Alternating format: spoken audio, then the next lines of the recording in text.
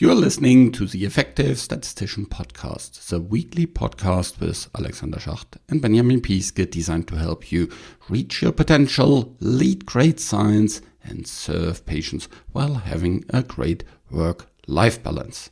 Today we talk about exactly this work-life balance and leading and reaching, because we talk about keeping people, keeping your statisticians, your programmers, your data scientists in your team, especially from a supervisor perspective. But if you're not a supervisor, you will learn quite a lot as well. So stay tuned for this discussion with Benjamin.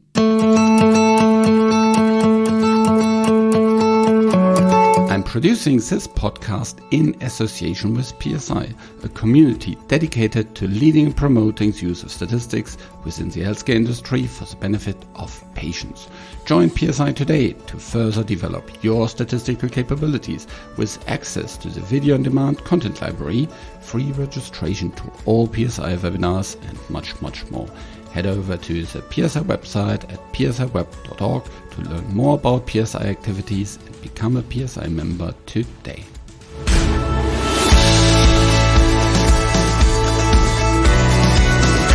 Welcome to another episode of The Effective Statistician. Today it's again Benjamin and myself.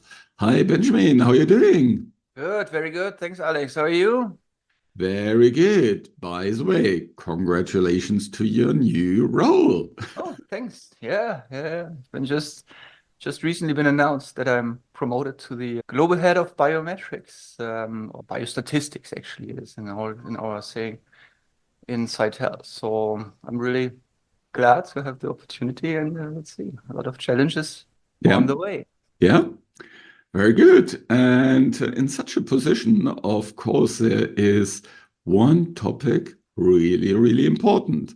And that is to retain the statisticians, the programmers, the data scientists that you already have in your team. Lots of people, of course, talk about, when we hire new statisticians, it's so difficult to find the right ones and so on. Yeah. You can, of course, reduce the problem greatly by retaining those that you have. Then you don't get into the problem so much of open position. Of course, if you grow, then you still get open positions, and that's probably a nice problem to have. However, retaining statisticians is really, a topic. Yeah. What kind of numbers have you heard, across the industry? What kind of turnover rates in different areas of the industry? How much do they vary? Well, there's a big range. It's difficult to say, but could be, something between 10 and 30% usually, where you have a turnover rate. And it, in at least in my experience over the last 20 years, it highly depends on the economical situation. Mm-hmm. So, which, there's sometimes not much that impact that you individually have. If there are a lot of open positions, there's a lot of demand, and also then changing jobs is often a very easy way of getting an extra salary negotiated. That is in some living situations for individuals just the criteria for some you're building a house if you just have something.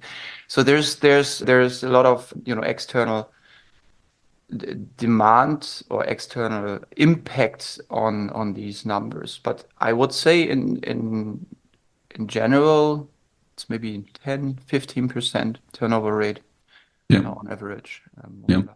And of course, it also depends on the countries. Yeah, I think there's huge variation in terms of laws, of course, in the different countries, in terms of the speed at which you kind of leave a company. So in the US, well, very often these are, you can count in days, and in Europe, very often you can count in months.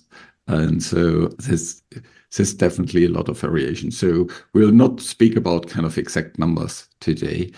We want to talk more about what you as a supervisor or as a supervisor of supervisors, as an organizational leader, what you can do to retain your people. And before we dive into that, two things. First, it is not about retaining people at any cost. Yeah? So sometimes you just notice that a certain person would be better suited for something outside of your team. That can have many different reasons. Maybe just this person doesn't fit with the team. Maybe the person's skill set doesn't fit with the team. Or maybe they have just developed so much that you as a supervisor can't offer them anything, that now fits their grown skill sets, their grown experience in your team anymore. Yeah. And so it's not about retaining people at any cost. So that's one thing at the beginning. Yeah, I can give more examples to that because it is especially in a CRO. It's about, there are limitations in terms of how much you can pay. I mean, there's a range, right? So, but we cannot compete with big pharma, let's say, in a way, in some ways, and also with the packages around. And that is kind of some like the packages or the benefits, let's say, is something that people are looking for as well. It could be health insurances, could be car rates, could be, I don't know, whatever it is. And so there's always, we have had many discussions at the end and just realizing it's by no means possible to compete with some specifics that the individual is looking for. Yeah. And Yeah. And of course, it's highly dependent also on personal situations. Yeah. If you're young, you don't have a family, maybe you don't even have a spouse, have a partner, and you're super flexible, you can work wherever you are in the world. Yeah. You are also really, really attractive to lots of people around the world. Yeah. And you may kind of work in 2 months, yeah, in San Diego, at the beach with very, very high salaries. There also pretty high cost of living, I guess. And then you want to maybe move to Boston and have completely different salary, or then to Shanghai or Tokyo or wherever. Yeah. yeah, it is. That's why it's like all about individual decisions and also individual, like for the managers or supervisors actually to see this as an individual. I mean, Yeah. that is one of the key. I think that is brings us already to the point of where I believe retaining people actually starts is it's a fundamental one, which actually we shouldn't be discussing this anymore, is that the individuals are actually individuals and not FTEs. Yeah. Right. So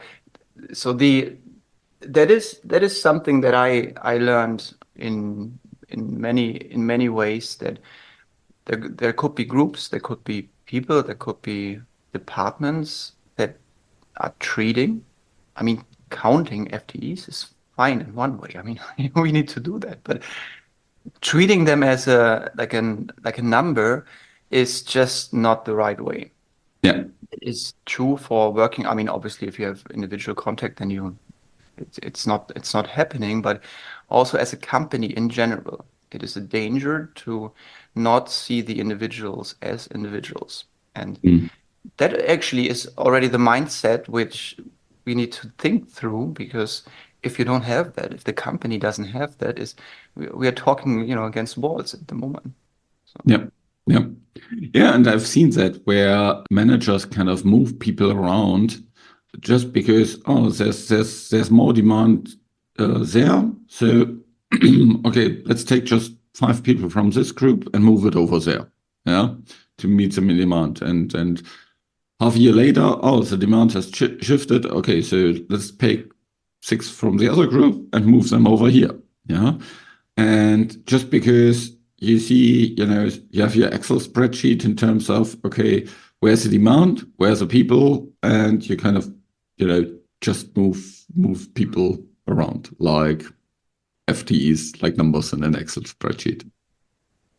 Yeah, and the second thought that came, when we brought up this topic is like it's also very like a very general one, like a general statement is if you're always trying to give your company like a reputation in whatever way it is. So it could be like the experts in that, could be, the quickest, the fastest, the cheapest, whatever it is, the best in class, and so the the reputation is one thing, but are you actually living it in the company? Yeah. So if you're trying to convince people to come because you are the best statistician, you have the best statistician, the best stats methodology, experts whatsoever, you may have them, but actually, is this a benefit to the people that are joining the company? So are they exposed to that knowledge, to that type of behavior that you show yourself for the outside, for the clients, for the patients, for whatever it is? I think, and that is the crucial part because if you attract people to join the company and they realize, oh, it's all a fake because Yeah. it's a nice website, but actually that's it.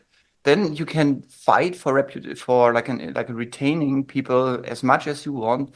It's not why they came to your company. Yeah. So I Yeah. think this is another just general note, which I realized is marketing is great, but do you actually live this in the company? So is it the culture of the company? Yeah. And if there's a If discrepancy, you have a yeah, bigger problem than others. yeah, if you break the promises that you made when you hired people, Yeah. yeah, then people get frustrated and leave, or which is I'm not sure what is actually better, they stay and are really demotivated. They kind of quit mentally, yeah, not physically, and that's also really bad. Yeah, so that's another way how you can lose people without actually, having an open Debate. position. Yeah. So when we think about this aspect of the promises you made, yeah. So one thing is money, yeah, and we talked about this. So let's take off the table. What are other promises that we make to people and reasons why they then join the companies?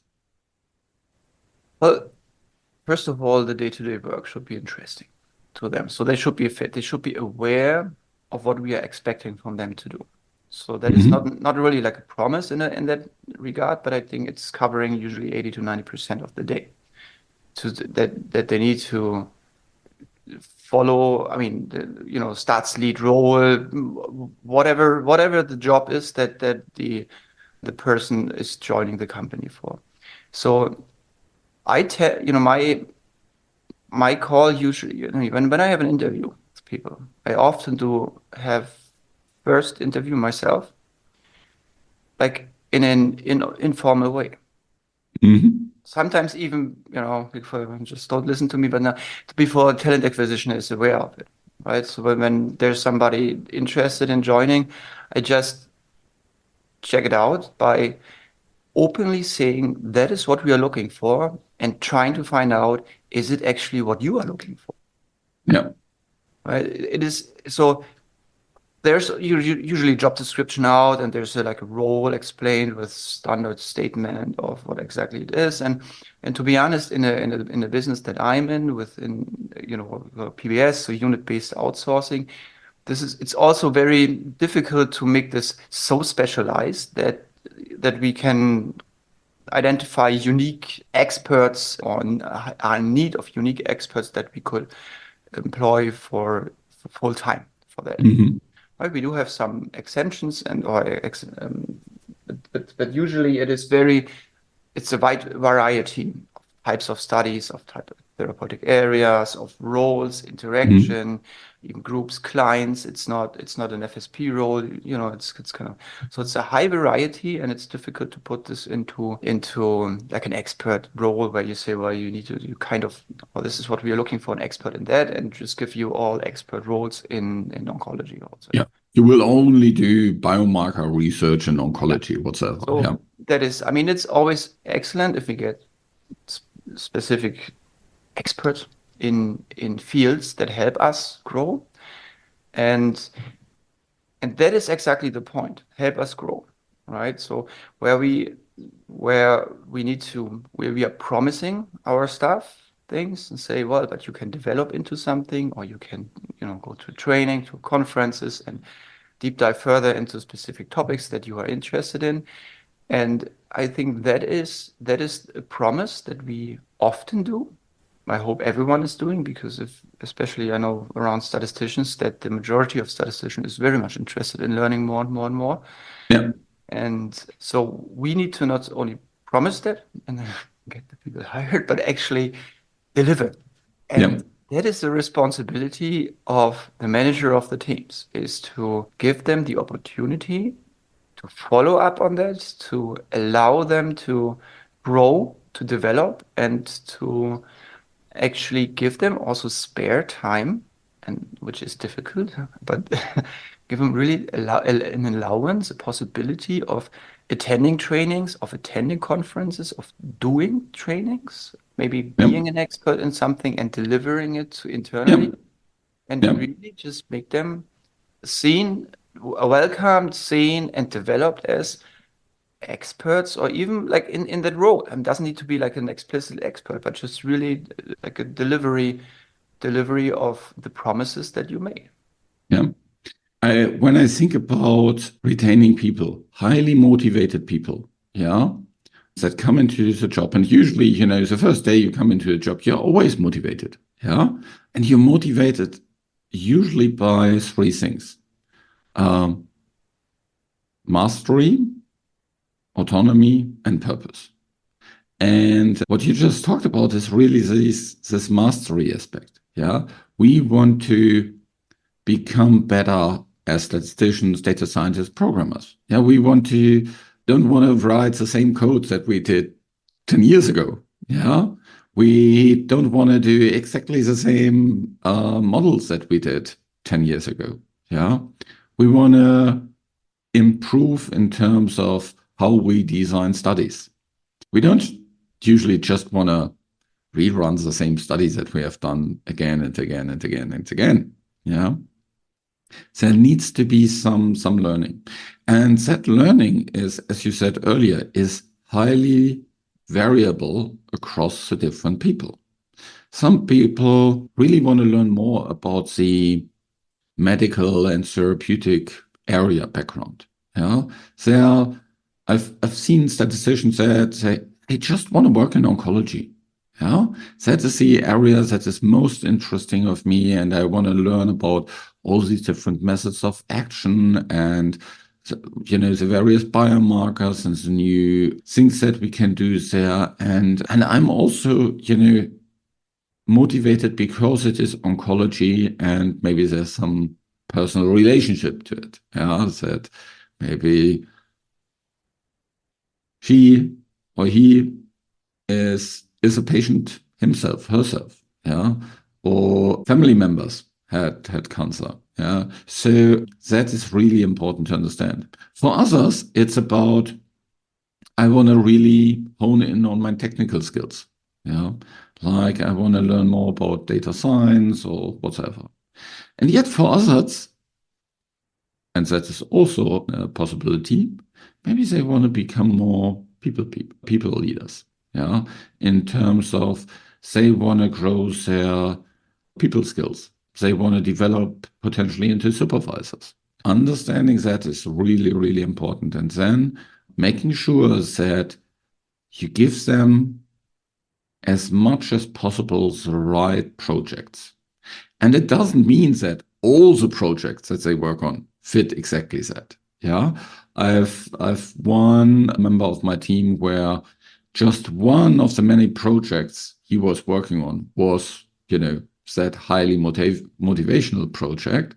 But that was enough, yeah, for him to come to work and feel like this is not work, this is fun. Yeah. I think that is something where the managers or the line managers, I'm a little bit always like with the supervision, is it could be also non-line managers in a Yeah. way. So that's why I'm now putting this onto the line manager's role and to the line manager's shoes. And then the line managers have an enormous responsibility. And this is a little bit of, like a side story is about the role of the line manager. So, and especially if you have a split role as a line manager, like in a, you have your projects and your supervision on people, but you're also line managing them. So that is the the responsibilities for the line managers is extremely underestimated. And what you just said about talking to individuals, finding out what do they want, what's maybe their family or it's their background, is there motivation behind it? How do I can put it down in the notes saying, well, phase 2 oncology, and just keep it in mind next time there's new phase 2 oncology coming, and look into this and just say, and even if you don't assign this to that person, right, because it's not available, you say, well, we just had one, but actually, you're not available. But I'm thinking of you, right? So I don't forget you. It's just really just keep it keep it motivated. Yeah. And the fear is always a little bit so that you have so many competing tasks being a line manager. Yeah. And taking care about the individuals is taking a lot of time. It's a lot of organizational work around it. It's a lot of like overview and also connection within the company to understand is the every person's role and position currently the right place. Okay, Yeah. so, or is this maybe, we talked about this a little bit earlier about saying maybe it's not. Maybe the skill set here isn't the one, but maybe it should be an FSP or should be more in a consulting role than in a process-oriented role. Or Yeah. is it so? So where do we do I give or do I allow the patient or do I enable the individual enough to actually develop as good as we could possibly offer? Yeah. Yeah. And I think this is a big part of your job, and it's a really important part. Yeah. If you put the right people into the right positions, yeah, that is half the job of you as a supervisor. Yeah. It will make everything else easier. Absolutely, especially your own life. Yeah. Yeah. So I remember lots of discussions when I was working in an international department. Yeah, we had a couple of different group leaders, and we had more senior manager, and the group leaders and the senior manager would sit together maybe twice a year, yeah, to see whether all the right people or all the people in the right positions, yeah.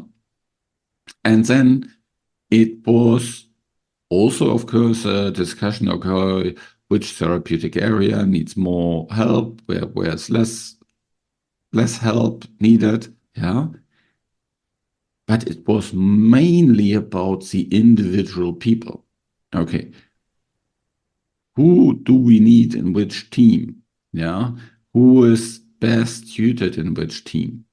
And also, is the team set up overall then good? Yeah, it's probably not a good idea to put all junior people in one team and all senior people in another team or things like that. Yeah, where do you if you have lack of resources, where do you open a new position? Yeah. Does it make sense to move someone around and, because then and open a position maybe in an area where you actually don't have a need, but it would be better to move a person out of this area into this other area where there is a need and open the position in the other area. Yeah. So have these kind of open discussions about where is the right person. Yeah. And here it's, of course, there needs to be a lot of good teamwork on this leadership team. Yeah. That you're willing to say, actually, my person, although he's a star performer, I think would be better in your team.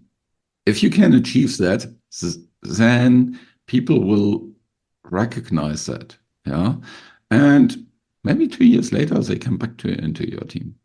Or maybe you have moved on into a bigger role and now they become a supervisor and report to you. Yeah. I mean, it is, as a line manager, it's all about not you. It's all about the others, right? So the people in your team, because that is your responsibility, Yeah. right? That is how you identify or how you classify yourself as a good line manager, is if the team is happy, if the people are happy, Yeah. and not in that team, in that role, right? So necessarily, I mean, ideally, yes, but not necessarily, but as individual contributors, as people that report into you, are they happy?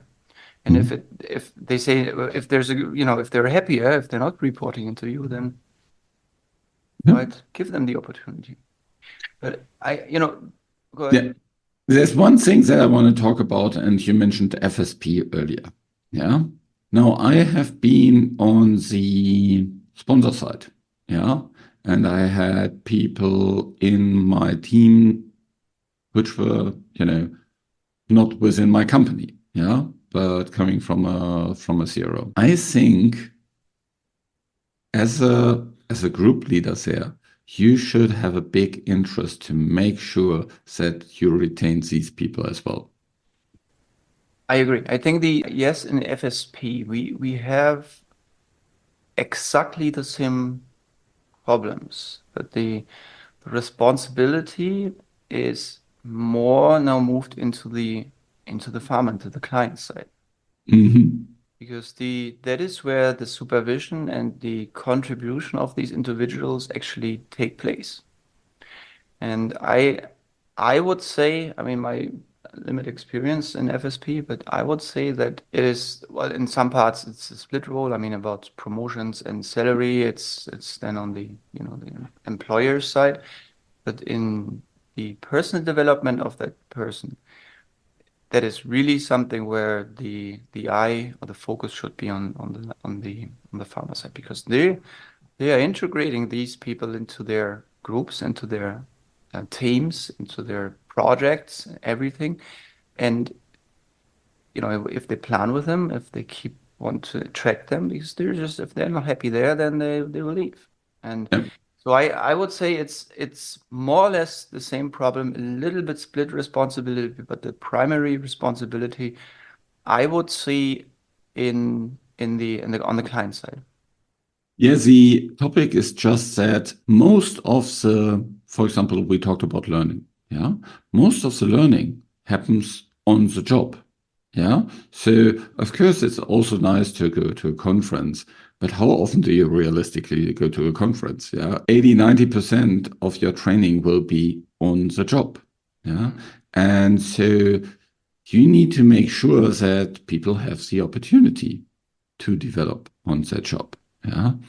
If you always give them the same tasks and, as you mentioned earlier, treat them like FTEs rather than individuals, you run the risk that they leave. And then, yes, then you will get a new person from the CRO. And great, then you need to train them again. Yeah, bring them up to speed in your area, work with, all the team dynamics and all these kind of different things. Yeah. If you now complain that your CRO can't retain the people, well, there's only so much the line manager and the CRO can do. There's also, yes, I see that completely the same responsibility on the client side. Yeah. Yeah, but I think usually my understanding is that it is the knowledge or the awareness is there, right? So that is, I think no company is trying to just treat FSP people like FTEs, right? Even though in some ways there are. Well, I heard people say like that they treat people on the contractors very, very different. Yeah, well, it is. If you're a supervisor and you listen to this, yeah, and you think about how you're treating people in your team, and do you treat people very, very differently that are in your company and that are coming into your team from another company, from a CRO or as a consultant, have a second thought about this. Yeah. Of course, there's different opportunities for internal people that are not available to the consultants, like lots of internal trainings, personal development, and things like that. That needs to come from the CRO side. But when it's about motivation that comes from the job, that is clearly something that the CRO supervisor can't provide. Yeah? And it is very, very fundamental for the individuals. Yeah, and one last thought about the retaining, at least from my side, is that retaining actually starts with the individuals. We talked now about line managers and the responsibility of the company, etc. So which is obviously like, then they need to action. However, like coming back to the goal setting and stuff, if you don't open up, if there's no interest from the individual side to actually either develop or just dive into the different topics to understand where there's room for developing or where there's a need for developing or there's an own interest for developing, we can offer whatever we want. It's not gonna happen. It's not gonna successfully, retain you for long term, and especially not as a high motivated person. So this is always, before and alongside, we need the support of the individuals. Yeah, yeah. And of course, as an individual, you need to be clear about what you want. Yeah, you need to understand what drives you, what motivates you, what skills do you want to develop. Yeah, that is really, really important. We talk about that a lot on the show. Yeah, you need to understand your own goals, your own values, your own strengths and limitations, and what you want to work on. Yeah, your supervisor probably can help you learn about these, but ultimately it's your career. So make sure you enjoy it. That's really important. There's one other thing that I want to shortly talk about, and that is recognition. What's your view on that part as being a factor for retaining people? I think it usually comes too short. And not necessarily like recognition in promotion or merit increases or increase in general. So that is probably even the easiest way of showing it. No, it is the day-to-day thank you, right? So the day-to-day understanding what great job that person is doing. And I have to, it's myself. So it's just, you're under stress, you're busy, you're everything, and then time's running out. And then at the end of the meeting, oh, thank you, by the way. No, it's very difficult. But it's very important. It's, when you look into the feedback that individual contributors or also like other people give towards their line management, they don't believe you understand what they're doing. Yeah. Yeah.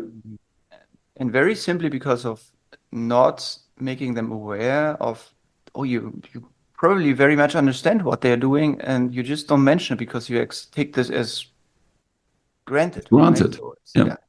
So it's there. Yeah, it's a job. Just do it, right? So why should it? No, but actually, it is the job, yes, but it's the recognition of it, and that is an important part too. Yes. Yeah. Yeah. Yeah. And recognition doesn't mean necessarily, as you said, you get this paycheck or you get this bonus or you get this financial thing. Recognition can be, range from a thank you, great job, well done, a message to your supervisor where you highlight the person, what that person has done, an opportunity to, go to this special conference that, rarely someone goes to, or attend that training that, where you need 2 days, of work to do, There's so many ways you can recognize people. It's not just the financial side.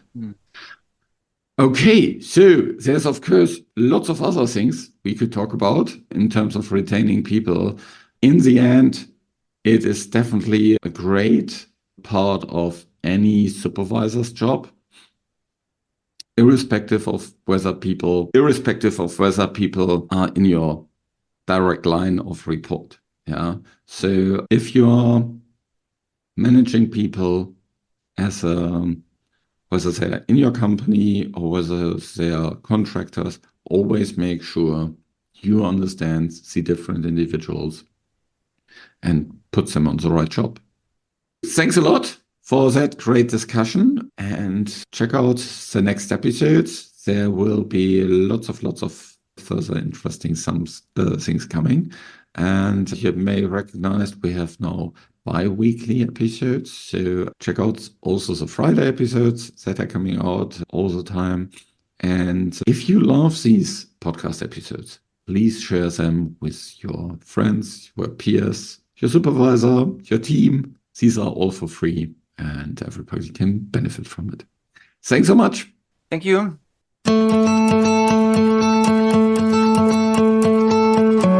This show was created in association with PSI. Thanks to Rain and her team at VVS who helped with the show in the background. And thank you for listening.